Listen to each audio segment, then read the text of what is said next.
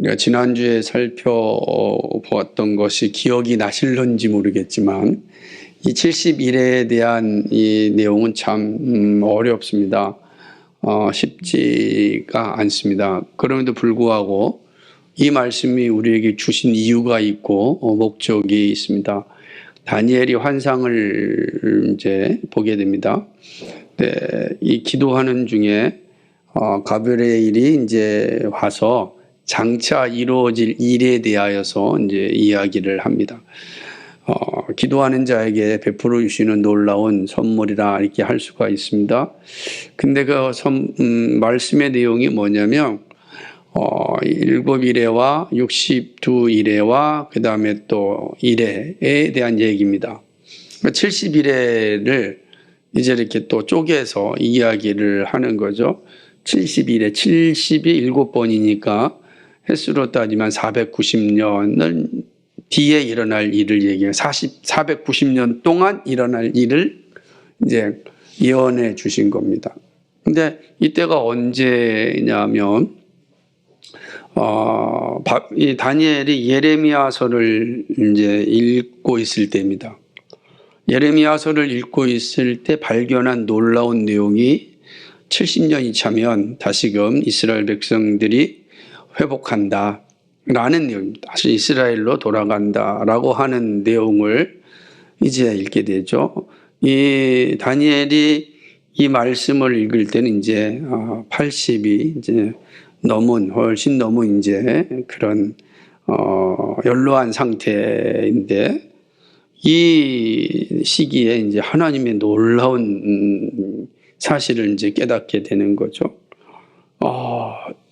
이 놀라운 이유는 뭐냐면 그냥 정신없이 지냈던 삶이었는데 오늘날 말씀을 보니까 바로 1년 뒤에요. 1년 뒤면 이 약속한 말씀이 성취된다고요? 이건 좀 놀라운 사건이죠. 그러니까 완전 갑자기 이 다니엘이 흥분할 수밖에 없고 그러면서 왜 우리가 70년 동안 이렇게 나라가 망하였고 고통의 시간을 보내게 되었는지를 이제 알게 됩니다. 그래서 하나님 앞에 철저하게 회개하고 자복하죠.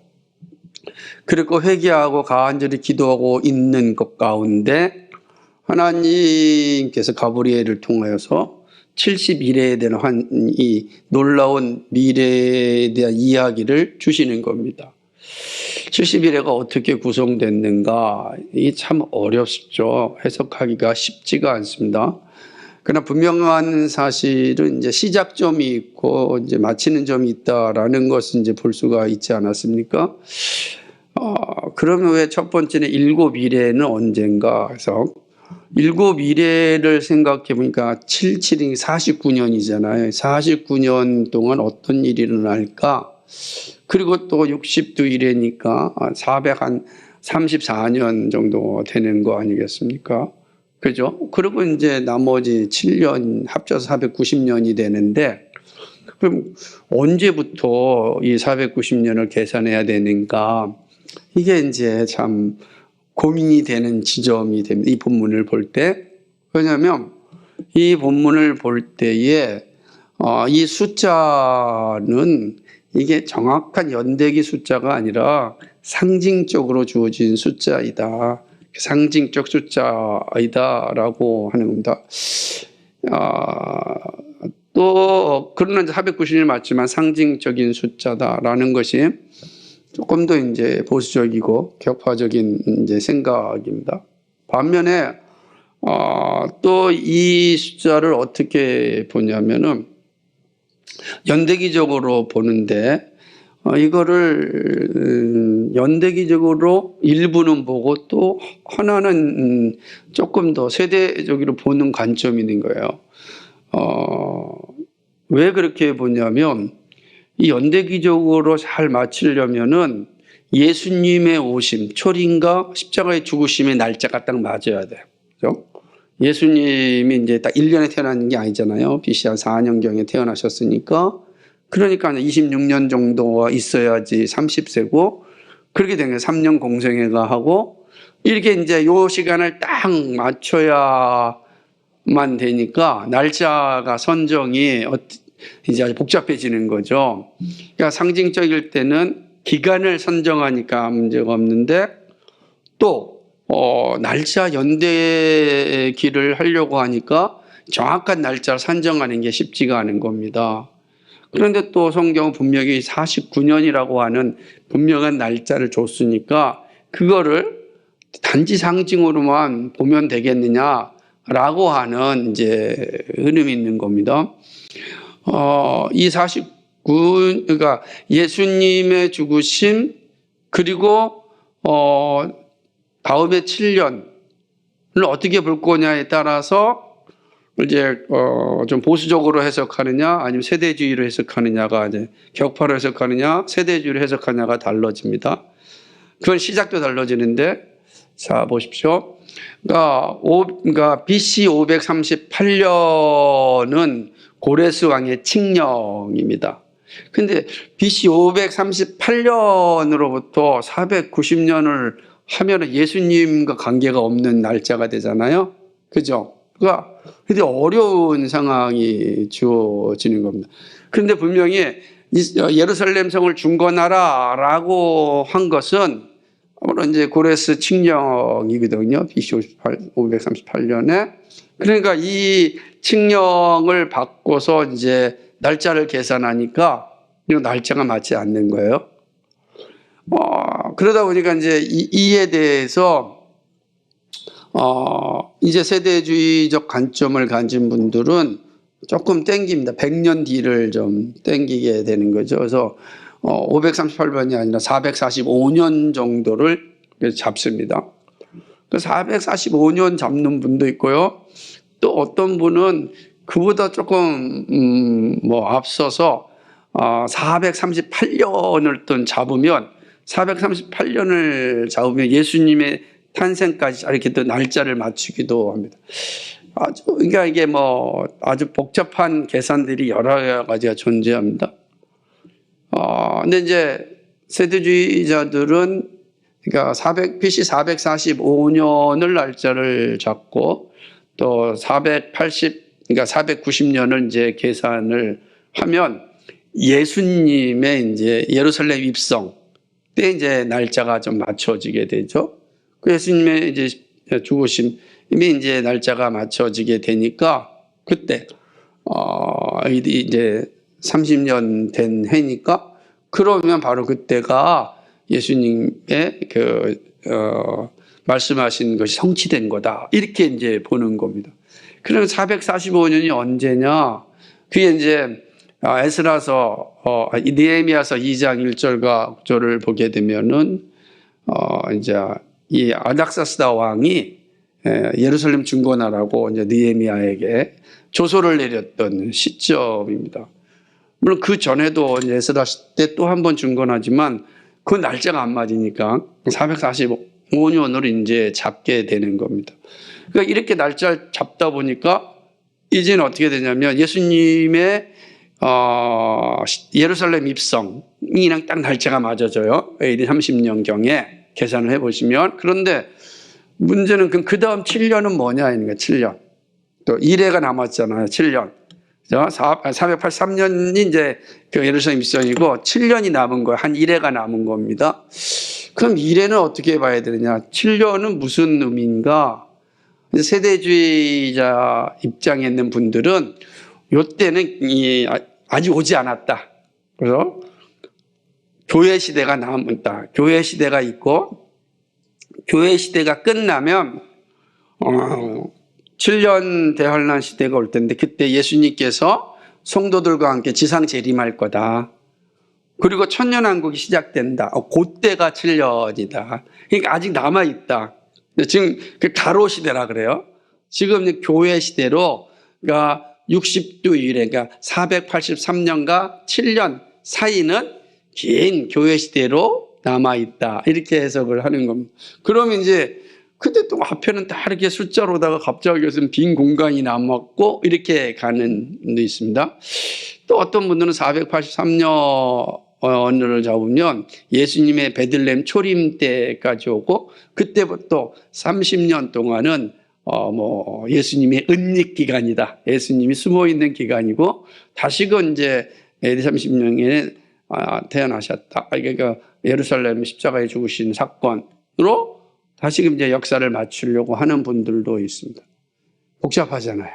우리가 들어도 복잡하죠. 제가 많은 이제 연구물들을 보고 정리한 저도 복잡한데, 이게 공부도 하지 않고 듣기만 해요. 여러분 또 얼마나 복잡하겠어요. BC 또 AD 이게 나누는 것도 힘들죠. 그래서 복잡한 건 사실입니다. 그러나 어느 정도 우리가 좀 이해를 해야 되는 부분은, 다니엘서를 읽을 때 9장의 71의 부분을 보게 되면 이러한 어떤 모습이 있다라는 것. 또 하나 이제 조금 자유주의자들은 본문을 해석할 때 이게 노마나 그때가 아니라 안티오코스 에피파네스 때의 이야기다. 그러면 날짜가 확 줄어드는 거예요. 그거는 이제 일반적으로 좀 거부하고 있지만 지금도 보면은 이 71회에 대해서는 세대주의자들과 또 이제 격파 입장에 있는 분들이 아주 치열한 논쟁이 있고 논의가 있습니다.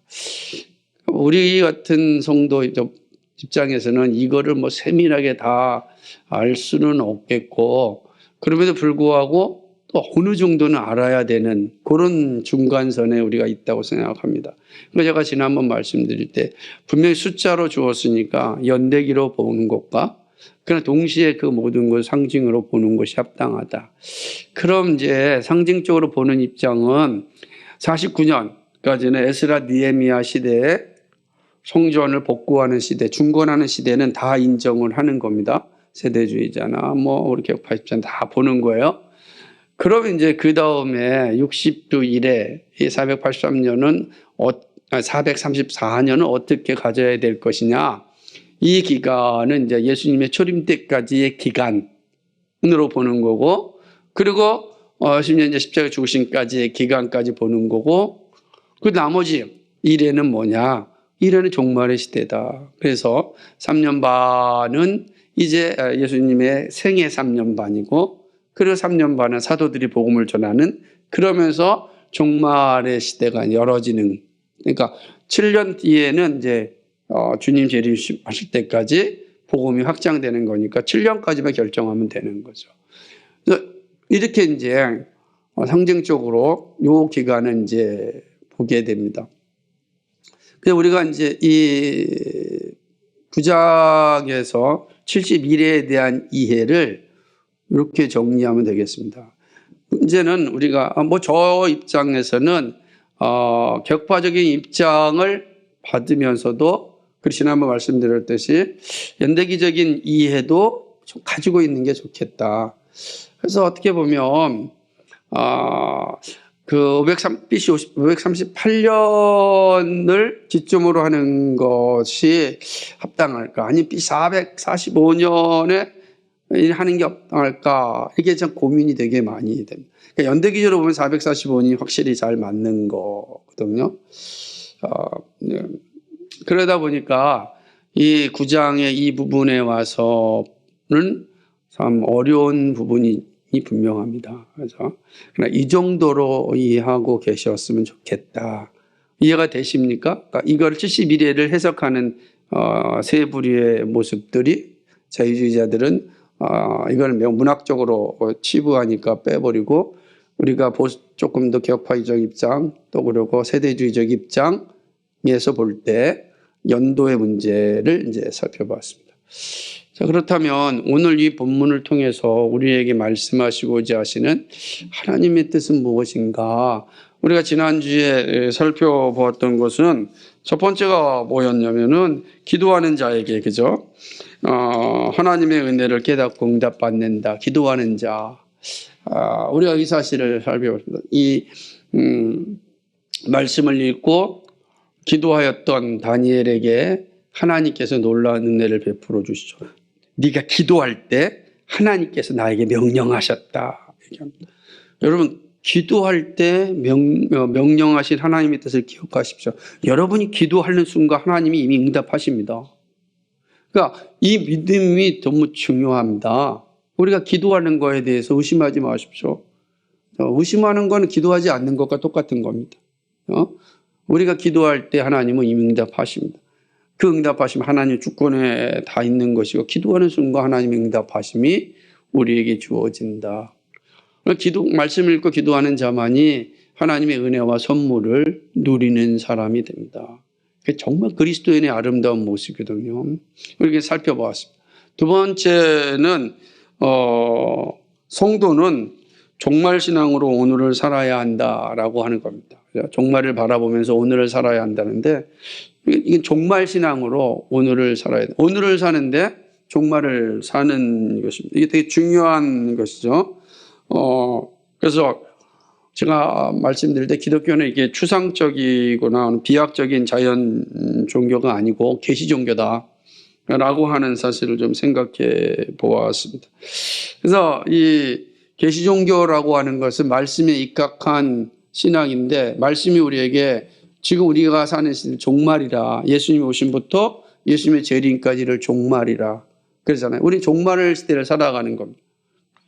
항상 기억하셔야 되는 건 내가 지금 어느 시대에 살아요? 종말의 시대에 살아요. 종말의 시대는 어떤 시대입니까? 사단이 발악을 하는 시대죠. 고초에 지진이 일어나고 고초에 전쟁이 일어나고 민족과 민족이 싸우는 시대가 종말의 시대예요. 종말의 시대.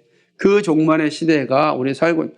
여러분 우리가 지금 끊임없이 보지 않습니까? 예수님 초림부터 지금까지 곳곳에서 이런 일이 일어나는데 갈수록 더 심해지지 않습니까? 예수님 때는 전쟁이 뭐였습니까? 그죠? 칼 갖고 하는 전쟁이었다. 칼 갖고 하는 전쟁.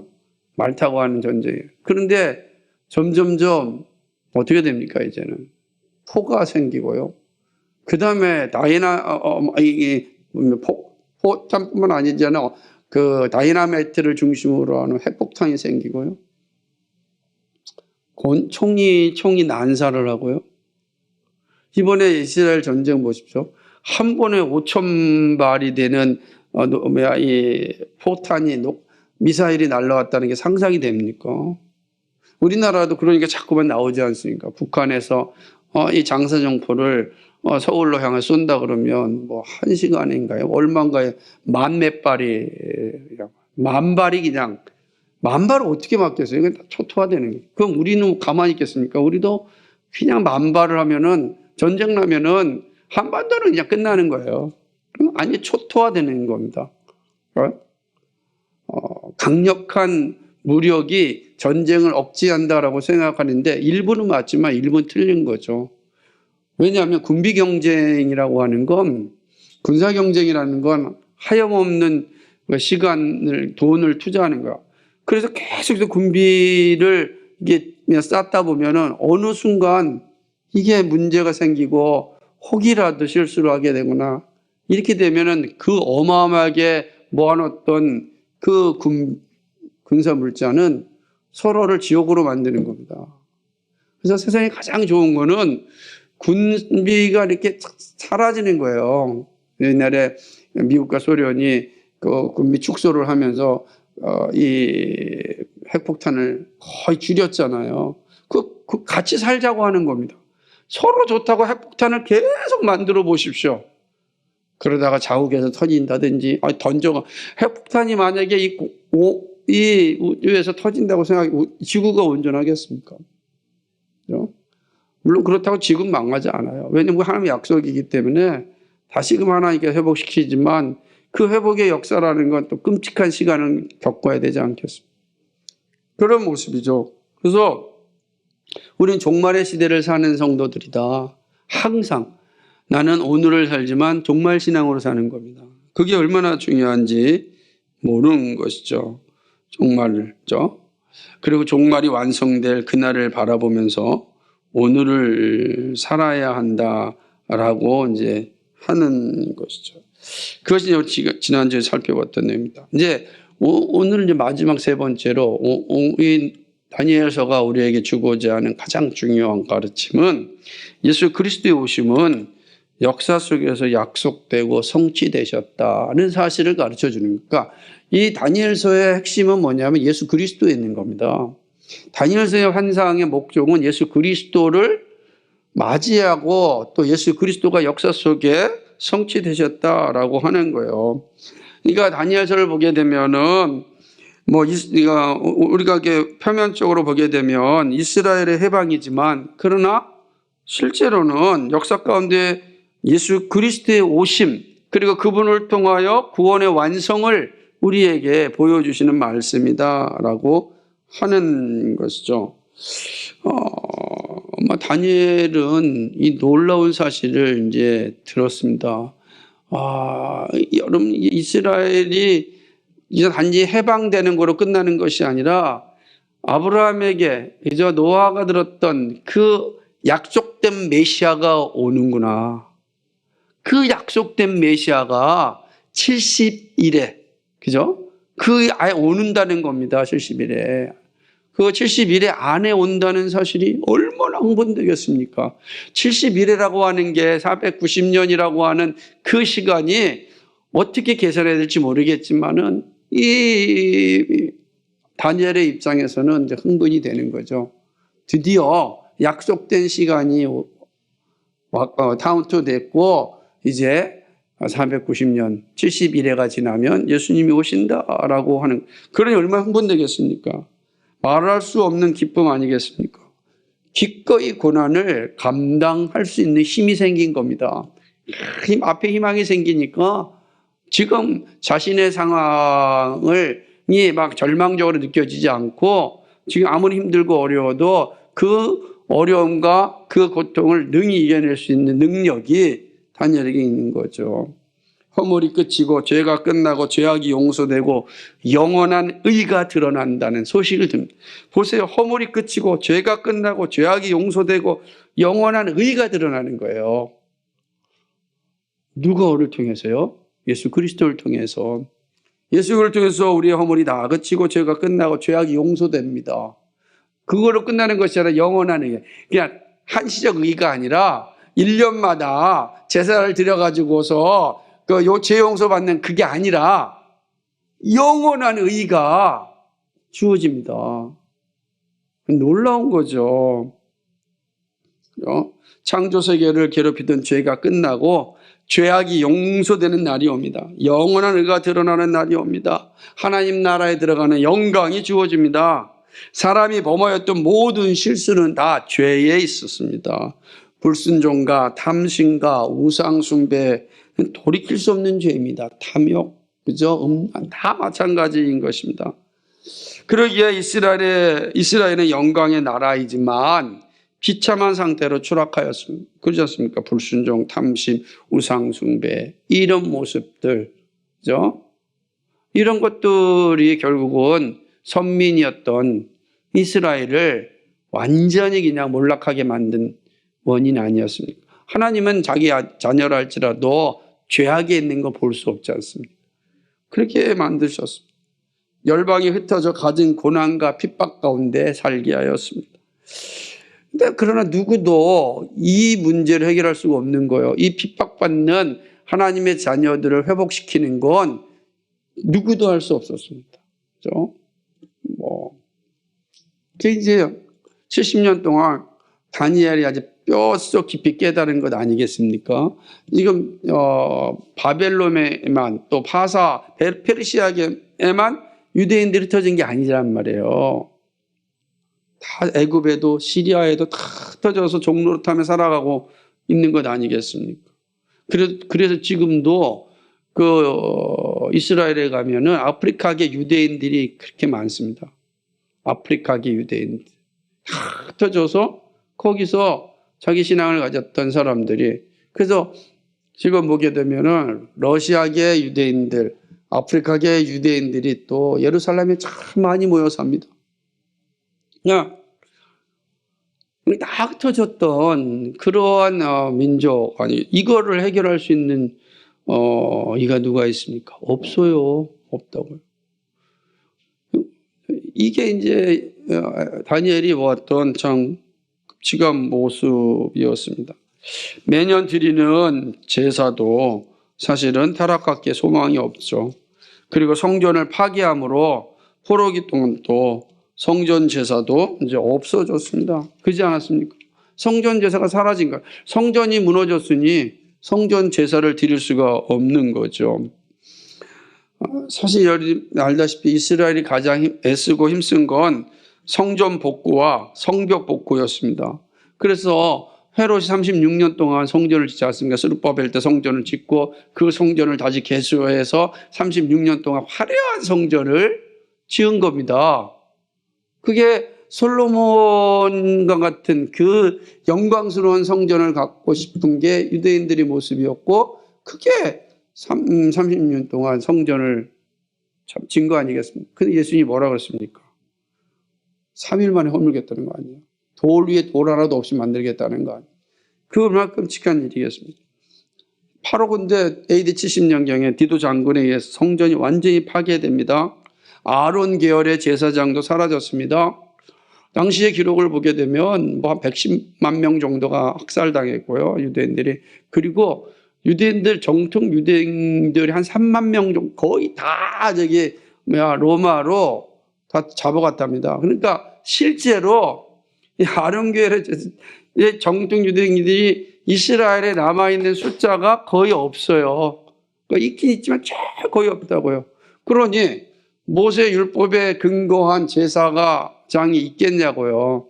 없는 거예요. 제사장도 없고 그런 정통 유대인들도 없어요. 그러니까 지금 얘기했던 다 아프리카 유대인, 또 러시아계 유대인, 어디 이런 흩어져 있는 유대인들이 많이 있는 거죠. 그 오늘날의 그 이스라엘의 모습입니다. 근데 이미 예수님의 말씀 안에서 다 성취된 거죠.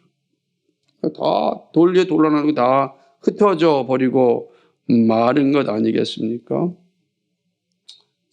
그런데 하나님께서 역사적 이런데 하나님께서 다니엘을 통하여 소망의 빛을 보여주셨습니다. 허물이 끝이고 죄가 끝나고 죄악이 용서되고 영원한 의가 드러난다는 거예요. 그렇죠? 메시아고 예수 그리스도가 오셔서 자기 민족의 문제, 인류의 문제를 해결하신다는 것이죠. 이렇듯 다니엘서가 보여주는 위대한 증거는 예수 그리스도입니다. 모든 역사가 다 예수 그리스도를 준비합니다. 예수 그리스도를 향하고 예수 그리스도로부터 시작되는 것이죠. 이것이 다 바로 다니엘서의 핵심인 것이죠. 히브리서 7장 27절에 보면은 그는 저 대제사장들이 먼저 자기 죄를 위하여 다음에 백성의 죄를 위하여 날마다 제사 드리는 것과 같이 할 필요가 없으니 이는 그가 단번에 자기를 드려 이루셨음이라. 더 이상 제사장들도 없을 뿐만 아니라 제사장들이 있다고 할지라도 매년 드리던 그런 제사와 같지 않고 단번에 자기를 드려 인류의 모든 죄 문제를 해결하셨다는 것이죠. 십자가에서 단번에 이루셨습니다. 그러므로 더 이상 율법을 지킴으로 구원에 이르지 않습니다. 오직 예수 그리스도의 십자가의 은혜가 구원에 이르게 합니다. 우리가 해야 할 일은 예수 그리스도의 십자가에서 다 예수님이 완성하셨기 때문에 우리가 할 일이 없어요. 구원을 위하여 우리가 할 일이 없다고요. 그러니까 유대인들이 아무리 매년 제사를 드린다 해서 그게 구원받는 게 아니라고요. 왜냐하면 이미 그들 성전도 없고 그 다음에 제사장도 없어요. 그렇죠? 물리적으로도 없고 그리고 명적으로도요, 성경적으로도 그들은 행위를 통하여 구원을 얻을 수 있는 길이 없는 겁니다. 오직 예수 그리스도의 은혜만이 구원에 이르게 되는 거죠. 그렇죠? 그러므로 우리가 의지해야 할 분이 분명한 것입니다. 바로 예수 그리스도인 것입니다. 약속의 말씀을 믿고 기다리는 자에게 주님을 맞이하는 영광이 주어지는 게 분명하는 것입니다. 우리가 해야 할 모든 것이 예수님이 십자가에서 완성하셨잖아요. 다니엘은 바로 이 예수님을 예언한 겁니다. 그리고 믿음의 사람들은 새 언약이신 예수님을 기다렸습니다. 앞서 우리가 보았듯이 안나와 시므온 같은 이 성도가 말씀을 믿고 기다리다가 예수 그리스도를 만나지 않았습니까? 다시 오실 예수님도 동일합니다.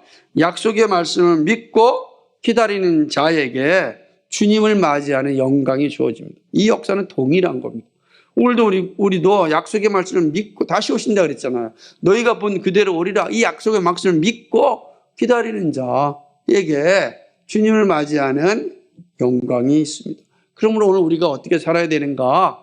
분명하죠. 예수 그리스도를 소망하고 예수 그리스도를 의지하고 예수 그리스도를 더욱더 알아가는 삶을 살아야 하는 것입니다. 예수님은 우리를 위하여 희생하시고 우리에게 새 생명을 주셨습니다.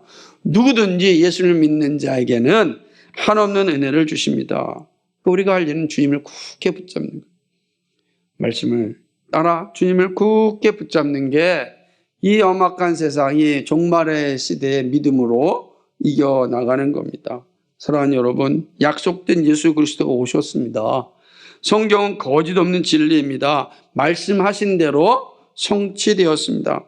성경을 믿음으로 보았던 성도들이 예수를 만났습니다. 말씀을 탐구하였던 동방박사와 같은 사람들이 예수님을 만났습니다. 그들은 페르시아 사람들이란 말이에요. 다니엘이 이 예언을 받았던 지역의 사람들, 그게 동방박사들 아닙니까? 한번 생각해 보십시오.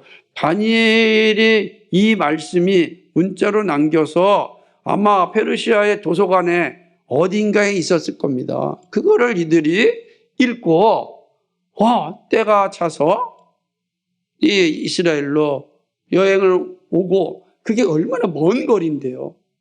먼 거리요. 와서 예수님을 만나지 않았어요. 역사 속에서 일어난, 성경을 읽고 기다리는 사람, 성경을 묵상하고 탐구하는 사람에겐 이렇게 예수님을 만나는 놀라운 은혜가 주어지는 것입니다.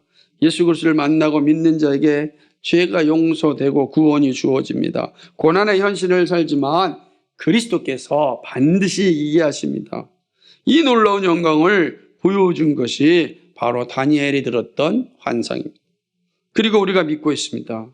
우리 가운데 오신 예수님을 우리도 온전히 고백할 수 있기를 간절히 소망합니다. 우리의 소망은 예수 그리스도입니다. 우리가 이 시대를 살아가면서도 우리가 능력 있는 삶을 살 수 있는 길이 있다면 예수 그리스도를 붙잡고 예수 그리스도를 의지하고 예수 그리스도와 함께 살아가는 겁니다. 그것이 다니엘이 보았고 믿음의 선배들이 보았던 거고 오늘 우리들에게 가르쳐 주는 겁니다. 그러니까 다니엘서가 존재하는 이유가 무엇이죠? 예수 그리스도를 만나라는 겁니다. 다니엘이 보았던 예수 그리스도, 믿음의 선배들이 보았던 예수 그리스도, 한번 읽어볼까요? 요한 1서 한번 보겠습니다. 요한 1서를 참 이 은혜로운 표현을 우리가 한번 봤으면 좋겠어요. 요한 1서 1장 1절입니다. 요한 1서 1장 1절 같이 읽겠습니다. 시작. 태초부터 있는 생명의 말씀에 관해 우리가 들은 바요 눈으로 본 바요 주사위 보고 우리 손으로 만진 바라. 아멘. 이게 정말 믿음의 고백이란 말이죠. 우리가 정말 그 예수 그리스도를 붙잡고 동행한다면 정말 예수 그리스도 주시는 놀라운 은혜를 충만하게 누릴 수 있고, 그렇죠? 만날 수 있습니다. 그러므로 예수 믿습니다. 예수님 나의 주님입니다. 이 고백이요 여러분 입술에서 떠나고만 안 됩니다. 항상 어떠한 순간에도 전 예수님 믿습니다. 예수님은 나의 주님이십니다. 이 고백이 여러분의 삶의 모든 상황 가운데 나와야 돼요. 절망스러운 상황, 화가 나는 상황, 답답한 상황, 이런 가운데 예수님을 믿습니다. 예수님 나의 주님이십니다. 그 예수님이 누구세요?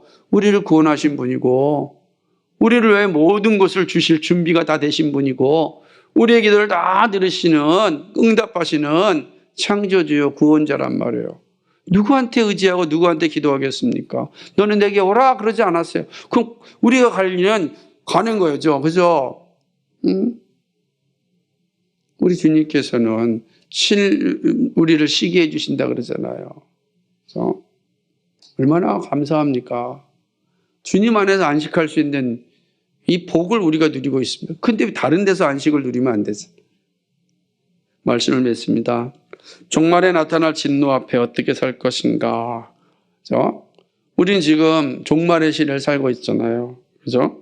그래서 종말의 시대는 어떻게 살아가는가. 분명하죠. 어떻게 살죠? 말씀을 읽고 기도하며 예수 그리스도를 붙잡고 살아가는. 우리가 이 시대에 살아가는 건 그거밖에 없는 것입니다.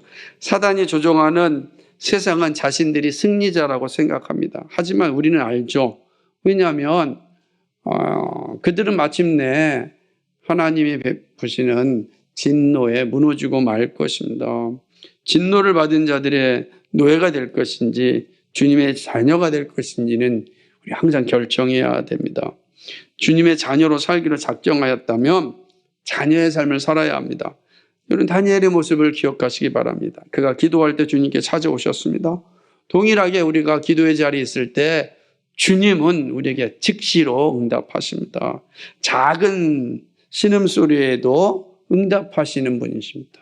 주님은 기도의 자리에 언제나 함께 하십니다. 기도하는 성도는 오늘을 살지만 종말을 삽니다. 우리는 항상 종말론적 신앙을 가지고 살아갑니다. 오늘이 나의 생애 가장 소중한 날이라고 생각하시고 살아야 됩니다. 여러분 혹시 오늘 하루만 주어진다면 무엇을 하고 싶습니까? 제가 이 질문을 설교문에서 딱 쓰고서 나는 무엇을 알고 싶나? 정말 내가 종말 신앙을 가졌다고 한다면 오늘이 내가 마지막 나에게 주어진 하루라면 나는 무엇을 하고 살까? 우리는 다 그런 날이 이제 오긴 오겠지만은 그럴 때 누가 떠올랐냐면 제가 참 좋아했던 두 사람이 떠올랐어요. 한 분은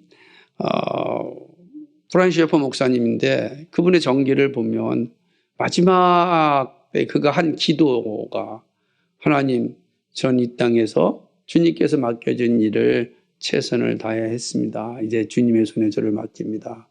평안을 주십시오. 이렇게 기도하면서. 또 한 분은 마틴 노이드 존스 목사님인데 그 노이드 목사님은 그날, 그죠? 딱 성경책에 매일 성경 읽는 그날 날짜에 딱 맥체인 성경 읽기표가 다 이렇게 꽂혀져 있고 이제 더 이상 읽을 수 없는 상황이 되니까 이제 주님께 직접 듣겠다는 의미 아니겠어요? 그 놀랍게도 나중에 노이드 존스 목사님 성경책에 보니까 그날 그 날짜에 다 성경 읽게 있다는 거. 야, 정말 믿음의 선배들은 자기에게 주어진 하루를 이렇게 살았구나. 그래서 제가 그러면서 정말 주님 예배하다가 찬양하다가 주의 말씀 묵상하다가 시간 조금 더 나누면 정말 믿음의 선배들이 남겨주신 책을 읽을 수만 있다면 읽다가 가고 싶다. 이런 생각을 아마 참 어렵겠죠. 성경 읽기도 힘들 것이고 찬양하기도 힘들 것이고. 근데 그거는 이제 마지막에 모든 진액이 빠졌을 때고 그러지 않고 오늘 하루가 나에게 주어진 거라면 그런 생각을 이제 하게 하였습니다. 사랑하는 여러분, 오늘은 오늘을 살지만 주님이 주시는 그 영광을 바라보며 살아갑니다. 우리가 이 땅에서 최선을 다하여 사는 것은 하나님 나라를 아름답게 하는 일입니다. 세상이 어떤 변화를 갖더라도 하나님 나라는 무너지지 않습니다. 하나님 나라는 하나님 지키고 보호하십니다. 그래서 여러분 이 땅에서 어떤 전쟁이 일어난다고 해서 하나님의 나라 자체가 사라지진 않아요. 하나님이 이 땅을 하나님의 나라로 회복하신다고 완성하신다고 말씀하셨잖아요. 창조경이 완성되기 때문에. 그러나 인간의 탐욕이 그 창조경의 완성을 자꾸만 미루는 거죠. 그리고 더 힘들게 하는 거죠. 그러나 결코 사라지진 않는다. 그러니까 우리가 이 사실을 기억하고서 우리는 나에게 주어진 일에 최선을 다하고 묵묵히 순종해야 됩니다. 특별히 우리 기도 많이 해야 됩니다. 그죠? 특별히는요, 우리나라와 또 지도자를 위해서 기도할 뿐만 아니라 이 세계를 위해서 기도해야 됩니다. 오늘 배미사님 기도하셨던 것처럼 처처에 정말 지진도 일어나고 얼마나 고통스럽습니까? 전쟁이 곳곳에 일어나는데 참 끔찍하지 않습니까? 그러니까 이러한 시대, 지금 우리가 전쟁을 하지 않더라도 우리가 만들어낸 지금 무기들이 전쟁 형태에 사용되고 있지 않습니까? 북한이 만든 무기들도 이번 하마스 무기에 사용됐다는 보도도 있는데, 사실은 서로 둘이 전쟁만 안 할 뿐이지 이제 무기 가지고 전 세계에서 전쟁하고 있는 거랑 마찬가지입니다. 그거 참 기도하지 않으면 안 되는 상황입니다. 여러분 꼭 기도할 때 하나님 이 땅을 지켜달라고 기도하셔야 돼요. 그렇죠? 기도해야 되는 이유가 여기. 왜냐하면 기도하는 소리 하는 뜻이니까 해야 되는 거 아니겠습니까? 그래서 우리가 항상 가지고 있어야 될 어떤 삶의 자세는 선지자적 현실주의자라. 그런데 정말 선지자적인 심정을 가지고 이 현실 속에서 살아가야 된다. 우리가 그게 선지자적인 심정을 가져야 기도할 수 있거든요.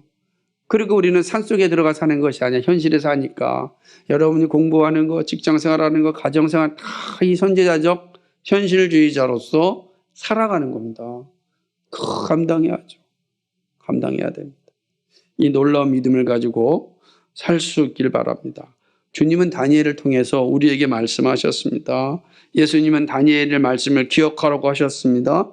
이 명령에 순종하여 우리는 말씀을 듣고 기억해야 합니다. 그리고 주님 다시 오는 그날까지 이 땅에서 최선을 다하며 살아야 합니다. 특별히 주님 맞이하는 교회를 세우는 일에 온 힘을 다해야 됩니다. 여러분 정말 우리의 기도는 주님 맞이하는 교회로 대를 이어서 주님 맞이하는 교회로 남게 해달라고 기도해야 됩니다. 그건 서로가 잘해야 됩니다. 우리가 다 같이 잘해야 됩니다. 하나님 그런 영광이 우리 교회에게 주어질 수 있도록 정말 기도해야 됩니다. 그러므로 세상에서 어떤 소리가 들리더라도 흔들리지 말고 오직 우리는 말씀에 집중해야 됩니다. 이러한 자세가 종말의 시대를 사는 성도의 자세입니다. 이러한 믿음이 우리에게 충만하게 임하기를 주님의 이름으로 간절히 축복합니다. 거룩하시고 자비하신 아버지 하나님, 다니엘을 통하여 들려주셨던 예수 그리스도에 대한 환상, 예수 그리스도의 약속 우리가 살펴보았습니다. 주님, 오늘 우리에게 약속하신 대로 예수님을 보내주셨고 우리가 십자가에 달리신 예수 그리스도를 보게 되었고 예수 그리스도를 믿게 되었고 예수 그리스도와 함께 살게 되었습니다. 오늘도 예수 그리스도께서 보내주신 성령님을 소유하며 살아가고 있습니다. 주님 감사합니다. 주님께서 약속하신 대로 우리에게 모든 것을 이루셨듯이 또 다시 오실 예수님도 말씀대로 이루어짐을 알고 오늘 믿음으로 살아갑니다. 하나님 오늘을 살지만 하나님 종말을 사는 그런 선지자적 현실주의자로 살아갈 수 있는 저희들 되게 하여 주시옵소서. 믿음을 감당하며 주께 영광 돌리는 우리의 삶이 되도록 도와주옵소서. 감사합니다. 예수 그리스도의 이름 받들어 기도합니다. 아멘.